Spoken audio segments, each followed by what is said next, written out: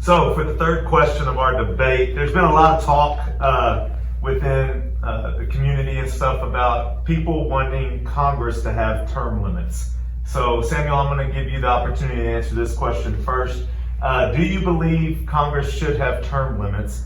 And if you do, what would be your plan to get them to basically agree to something that's going to limit their career? Well, I absolutely think that there should be term limits to Congress members because, as we all know, we have lots of elderly members of the Congress who I wouldn't say are limiting our Congress. I would say they're presenting ideas that are outdated or, so to speak, past their prime. And I do believe that Tyler Lambert has quite some information that could lead to some better insights as to our answer. Okay, look, so the simple fact is that when you have these career politicians, they become corrupt over time, just as everything does. And our thought behind this is if we can get term limits, we get new, fresh blood. Doesn't mean, new in age, but new in experience. Someone that way DC isn't a stagnant pond, it's a flowing river. That's our goal here. And this is a bipartisan issue. 79% of Democrats support it, 89% of Republicans, and 83% of independent voters. So this is something that I think that we need to put on the voter to avoid, executive overreach. So what I would say is, when you run with intention of term limits, because if you do, and as a congressman, if you run with that intention, you're more than likely going to receive the vote because it's such a favorable issue. So I think we settle this in the way that our country is known for, democracy, and I think that's the best way to instill it into Congress. So you're telling them to, so the plan for them to pass this, because it would have to be an amendment, what exactly. It's through democracy. And, 2/3 of Congress has to agree with it.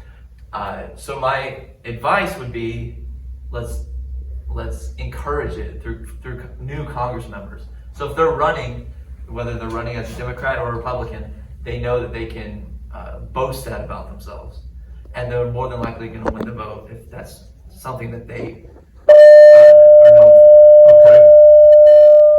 Okay. Tanner, y'all go ahead. I have a question for you about that. If an amendment needs 2/3 of Congress to get passed, and these Congress members are already well known, they're very famous, they're very rich, they're very powerful, how are you going to switch that up with the new blood, as you said, to instill these term limits? To get to where we can't get the term limits? Yes. Well, I think the term limits itself is, if this new blood comes in and part of their party platform is term limits, that's going to, we've seen that that's a very favorable position for both the left and the right. So if they present that about themselves, then you should see votes follow.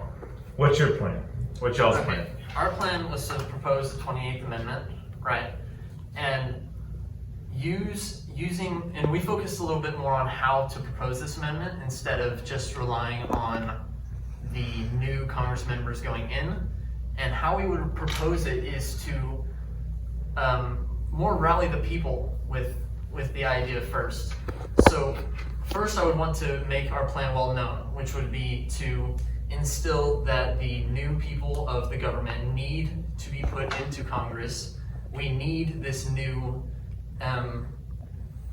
a different experience of Congress members, because the old people have been in there for 18 years. I believe one of our senators has been in there for 18 years. John Carter has been in there for close to, I think, 14 years. And these people have been up there for so long that they're not going to know what the issues from the bottom half of Americans are. They're going to know the issues of the rich and powerful. So to get these bottom half Congress members up there, we would make it known to the people that this amendment needs to be passed first. This would instill that they would support this idea to change up our Congress members. It would help them out with getting new ideas in. And Most importantly, it helps keep tyranny out of our government. Because the longer that you're in the government, the more power hungry, the more rich, the more powerful, the more you're not going to care about the welfare of America. And you're just going to care more about your own personal career. Okay, so let me add to the question then, because every career path you choose, whether it's being a politician, teacher, doctor, lawyer, whatever, you're going to have certain criteria that you have to meet in order to receive your pension for that particular career. So like teacher's retirement, you have to meet the rule of 80 or 85. You got certain rules May I that you ask have a to meet. question before, just real quick? What about your plan? So you plan to go through democracy, through voting new congressmen in? No, I plan on doing it through a little bit of a different type of propaganda. So whenever the Congress, because it's going to, like you said, this idea is very well known and it's very supported. So once the states get that 3/4 vote to pass a new amendment, correct? It goes to Congress. More than likely, Congress will shut that down. Whenever the people recognize these certain representatives are shutting their ideas down, that is when the new representatives are going to rise, the new senators are going to rise up. So through democracy, through them voting in. Yes, but So So you are both talking about the voting process. He's talking more about What pushing happens? it through the people. You're talking more about pushing it through with new candidates pushing for that. So along the same guidelines for the most part. Okay, so now what would be the requirements then for them getting their, how long are you talking about? What term limits? What's the length? Because as it is right now, they have to serve for so long before they can get their pension. And in order to get full pension, they have to be there for, I think, was it 20 years? Or be 62, I think, is their age before they can get their full pension before they get out of it. And they have to serve at least 5 years to get a percentage of their pension. So how would y'all change the criteria for that? How long are you talking about term limits? I'm going to go with y'all first. How long do y'all think a senator serving 6 years, how many terms should they get? How long should they get to have that position? It'll be 2 6-year terms, and for representative, it'll be 6 2-year terms. Okay, how about y'all? I agree with this because it's a long enough term sentence to get your career going and keep that going. Okay, so y'all say 12 years. Y'all saying 12 years for, Yes, for maximum. y'all agree with that? Okay, so somebody gets into a position as a representative at age 28. They're done at 40. They get full pension? And is it a 20-year plan? Is it for life? Because there's a misconception that they get pensions for life and stuff. They still have to meet requirements. So as a teacher, I can't retire right now, and I've got in 20 plus years. I can't live off of what I would get from my retirement because I haven't been invested enough. So how are y'all going to make sure that our congressmen and women are vested enough in their retirement to be able to still get by? Well, to be fair, it was set up to where politics should not be your job.